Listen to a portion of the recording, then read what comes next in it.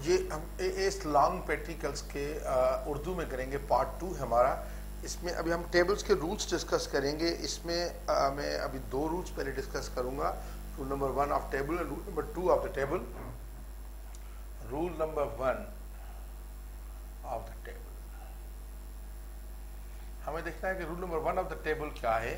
Actually rule number 1 of the table जो है वो है हमारा सीक्वेंस ऑफ कॉलम्स का, सीक्वेंस ऑफ कॉलम। देखिए इसका भी रूल है कि सीक्वेंस ऑफ कॉलम आपके प्रैक्टिकल में किस तरीके से होने चाहिए। रूल स्टेट करता है कि पहले जो है वो उसको हम जीरोथ कॉलम कहते हैं, उसको हम काउंट नहीं करेंगे। जीरोथ कॉलम होता है हमेशा सीरियल नंबर।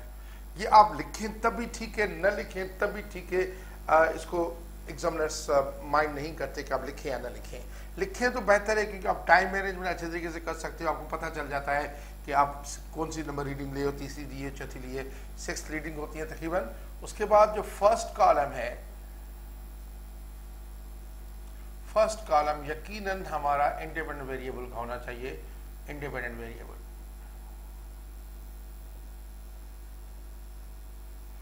और जो सेकंड कॉलम है,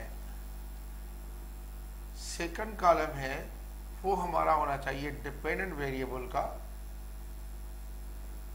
और इसमें उम्मन 3 सब कॉलम्स होंगे, 3 सब कॉलम्स भी होंगे इसमें। उसके बाद कॉलम्स की तादाद का कुछ पता नहीं होता, लेकिन उसके बाद जितने भी कॉलम्स हैं, कॉलम्स में पहले आप हमेशा उसमें डिपेंडेंट वेरिएबल की क्वांटिटीज करेंगे।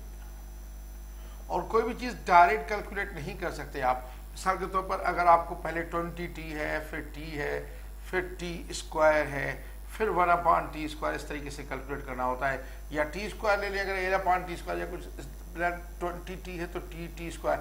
आप ऐसा नहीं कर सकते कि t स्क्वायर डायरेक्टली 20t से कैलकुलेट करें, ये नहीं हो सकता कभी। उसके बाद जितने भी कॉलम्स आएंगे उस वो इंडिपेंडेंट वेरिएबल के होंगे, वो भी एक एक करके नया नया कॉलम टेबल में सारे कॉलम्स इंट्रोड्यूस करेंगे। उसके बाद जितने भी कॉलम्स होंगे involving both quantities, involving dependent and independent both.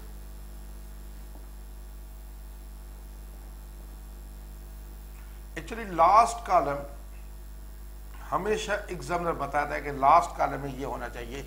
वो कहता है कि include in your column the readings of this one. तो हमें वो लास्ट कॉलम पता होता है। लास्ट कॉलम को देख के हम इस सीक्वेंस से चलते हैं। पहले हमेशा फर्स्ट देखें, फर्स्ट हम लोग हमेशा करेंगे जीरोथ कॉलम होगा उसको छोड़ दे, फर्स्ट इंडिपेंडेंट वेरिएबल, दूसरा होगा डिपेंडेंट वेरिएबल, उसके 3 सब कॉलम्स होंगे। फिर जितने भी कॉलम्स हैं वो डिपेंडेंट वेरिएबल के आराम से एक एक जो भी है वो सारे करेंगे। फिर हम सारे कॉलम्स इंडिपेंडेंट वेरिएबल के करेंगे जो भी कैलकुलेट करा रहा है। फिर दोनों की इन्वॉल्वमेंट जिसमें होगी। मिसाल के तौर पर है कि एक सिंपल पेंडुलम का ही प्रैक्टिकल में ले रहा हूँ सपोज। अब इसमें एक्चुअली तो नहीं कहा गया, लेकिन आप ये समझ लें कि मैं सपोज कर रहा हूँ कि आपको समझ आ जाए कि सीक्वेंस ऑफ कॉलम्स क्या हो सकते हैं। सपोज अगर ये सिंपल पेंडुलम है इस तरह, ये इसकी लेंथ है L, इसके आप ओसिलेशंस में करिए। O पॉइंट है, ये A है, ये B है। एक ओसिलेशन तो यकीनन ये O से A, फिर A से B, फिर ये B से B, ये एक ओसिलेशन है। हम एक ओसिलेशन का टाइम पीरियड कभी नहीं मालूम करते, हम 20t मालूम करते हैं हमेशा। ये L है और 20t मालूम करेंगे। अब हमें एग्जामिनर ने सपोज कहा हुआ है कि आप अपने कॉलम में L²/t² इंक्लूड करें, तो वो कैसे करेंगे। अब फिलहाल मैं यूनिट नहीं इसमें कॉलम हेडिंग में करूंगा, वो मेरा रूल नंबर 2 है इसका कॉलम इसका यूनिट्स का। मैं देखता हूं टेबल कैसे बनाऊंगा। ये फर्स्ट, ये जीरोथ कॉलम है, आपकी मर्जी है, लिखें ना लिखें तो बेहतर है। सीरियल नंबर 1, सीरियल नंबर 1 2 3 4 5, ये 6 रीडिंग्स होती हैं। ये आपको हमेशा यानी एहसास दिलाती है कि आपने कितनी रीडिंग लिया, इसलिए ये बेहतर है लिख दे तो सीरियल नंबर। उसके बाद इंडिपेंडेंट वेरिएबल इस पे लेंथ है तो मैं L लिखूंगा। इसको अगर आप चाहें तो यूनिट बाद में सेकंड L मीटर्स में लिखेंगे, लेकिन L होगा सब लिखना। उसके बाद मीटर्स में लिखेंगे, वो सेकंड पार्ट है यूनिट, सेकंड रूल है हमारा। उसके बाद 20t हो जाएगा। इसके आपके 3 सब कॉलम्स होंगे, चाहे तो इसको T1 लिखे, T2 और ये T एवरेज, चाहे तो इसको 20T1 20T2 और T एवरेज लिखे, ये लिख सकते हैं। इसके साथ तो यूनिट लगेगा, इसके साथ यूनिट लिखने की जरूरत नहीं है क्योंकि ये इसके सब कॉलम्स में। फिर मैं टी स्क्वायर मुझे कैलकुलेट करेंगे, डायरेक्ट मैं 20t से टी स्क्वायर नहीं कैलकुलेट कर सकता, पहले मैं टी करूंगा फिर टी स्क्वायर करूंगा। अब ये देखिए, पहले इंडिपेंडेंट वेरिएबल, फिर dependent variable, quantities involving dependent variable, फिर L square upon T square direct नहीं कैलकुलेट कर सकता, फिर एल स्क्वायर कैलकुलेट करूंगा, इंडिपेंडेंट वेरिएबल की क्वांटिटीज है एल स्क्वायर, और फिर एंड पे दोनों की इन्वॉल्वमेंट क्या, L square upon T square. तो आप देखिए सीक्वेंस क्या बनती है, पहला 0th कॉलम में सीरियल नंबर, उसके बाद इंडिपेंडेंट वेरिएबल है, उसके बाद डिपेंडेंट वेरिएबल है, उसके बाद क्वांटिटीज इन्वॉल्विंग डिपेंडेंट वेरिएबल, और उसके बाद क्वांटिटीज इन्वॉल्विंग इंडिपेंडेंट वेरिएबल और क्वांटिटीज इन्वॉल्व बोथ। तो हम इस तरीके से करेंगे, यानी ये सीक्वेंस ऑफ कॉलम्स होगी। हमेशा यही सीक्वेंस ऑफ कॉलम होनी चाहिए, और कोई भी चीज आप डायरेक्टली कैलकुलेट नहीं कर सकते, आपको हमेशा स्टेप्स में कैलकुलेट करना होता है। ये L square upon T square है, ये आपको इस तरह हमेशा सीक्वेंस में कैलकुलेट करना होता है।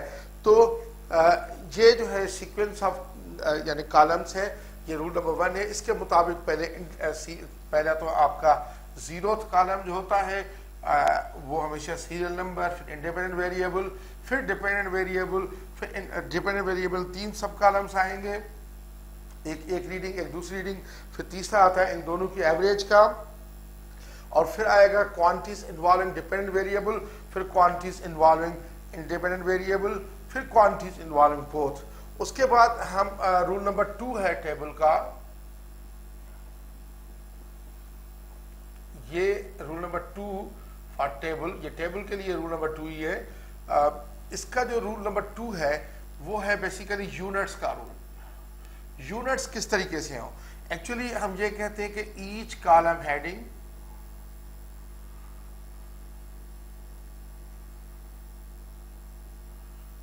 must have a unit, number 1. Number 2, 2 slashes are never allowed, and solidus notation of units is not allowed.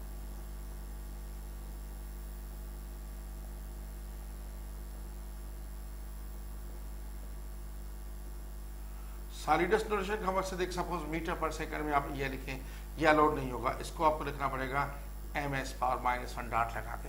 Solids notation allowed नहीं होगी, 2 स्लैशेस अलाउड नहीं होगी, मैं भी समझाऊंगा।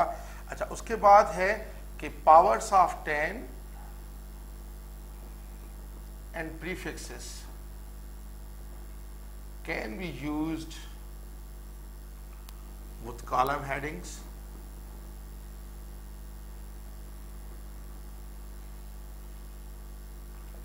Last but not the least ये है कि अगर देखिए यूनिट आप कॉलम हेडिंग में दे रहे हैं तो नो यूनिट्स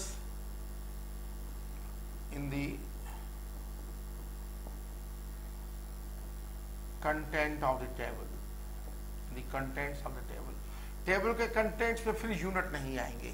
ये 4 चीजें हैं, हर कॉलम हर यूनिट हर हेडिंग को कॉलम हेडिंग को यूनिट होगा, 2 स्लैशेस अलाउड नहीं होंगे, सॉलिडस नोटेशन अलाउड नहीं होगी, यूनिट्स की पावर्स ऑफ 10 प्रीफिक्स यूज कर सकते हैं कॉलम हेडिंग के साथ, और कंटेंट्स ऑफ द टेबल में यूनिट्स नहीं आएंगे।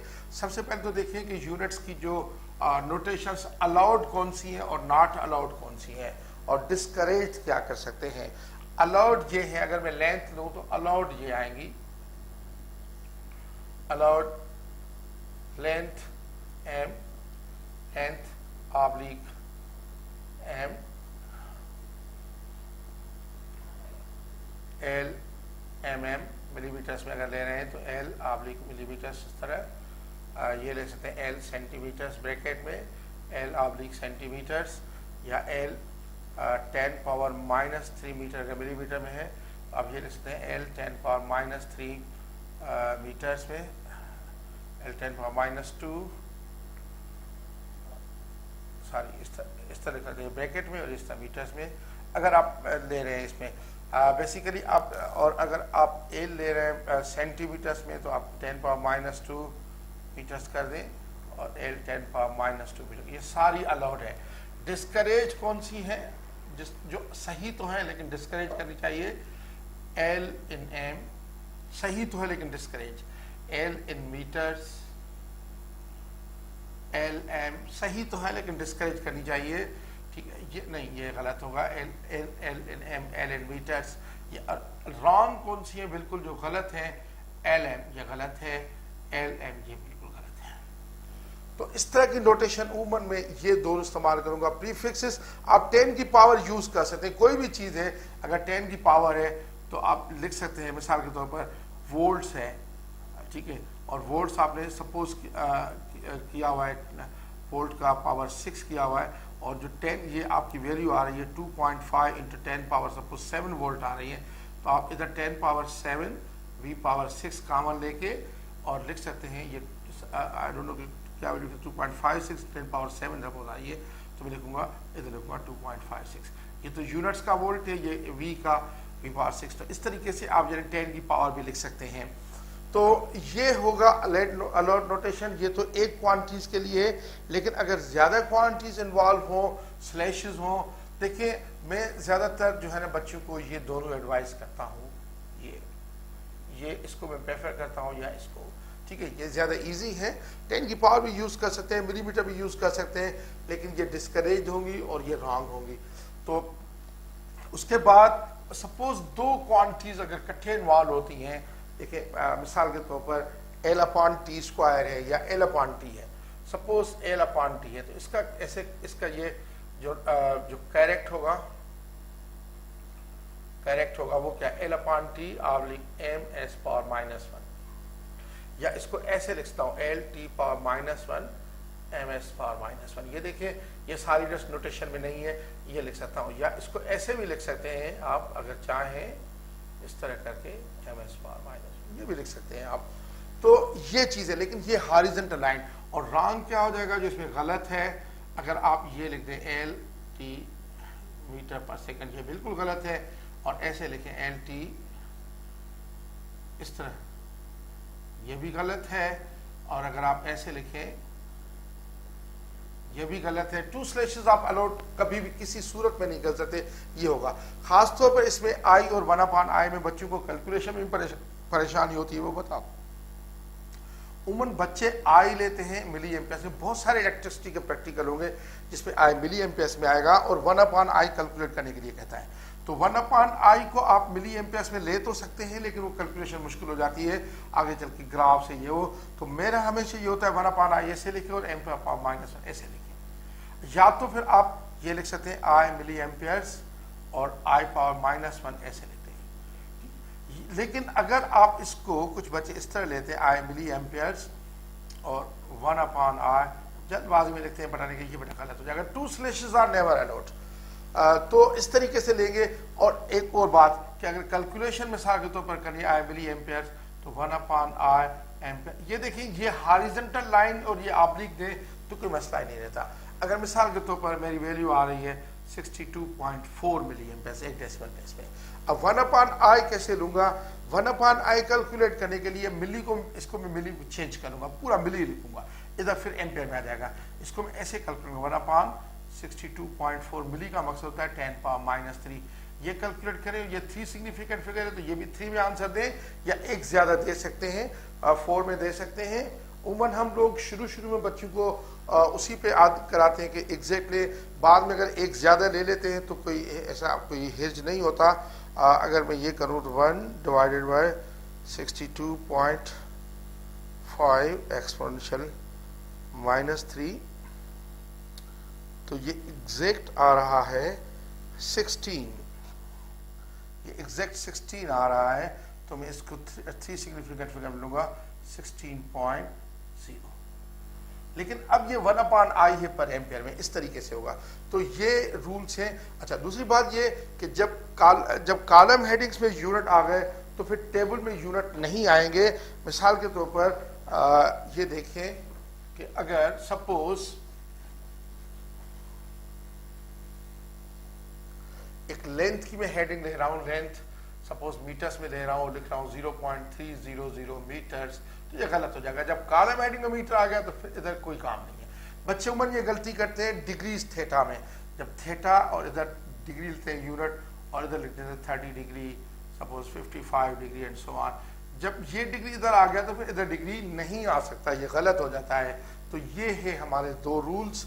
अब वो पार्ट 3 में और रूल्स डिस्कस करेंगे। बहुत सारे रूल्स हैं क्योंकि वीडियो की लेंथ इतनी मुझे इजाज़त नहीं देती कि सारे रूल्स एक ही जगह पे करूँ, तो पार्ट्स में होंगे डिफरेंट। तो अब इसमें दो रूल हमने किए। रूल नंबर 1 जो टेबल का किया वो है सीक्वेंस ऑफ कॉलम्स।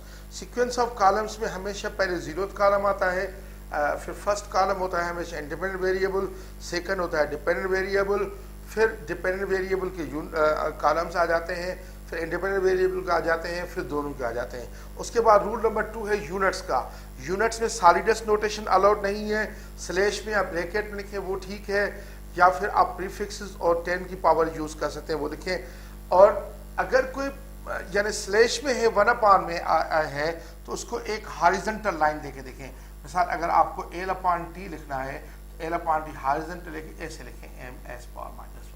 हर का यूनिट होता है और यूनिट्स टेबल में फिर नहीं आ सकते, क्योंकि जब कॉलम हेडिंग में आ जाते हैं तो फिर टेबल में उनका कोई काम नहीं होता।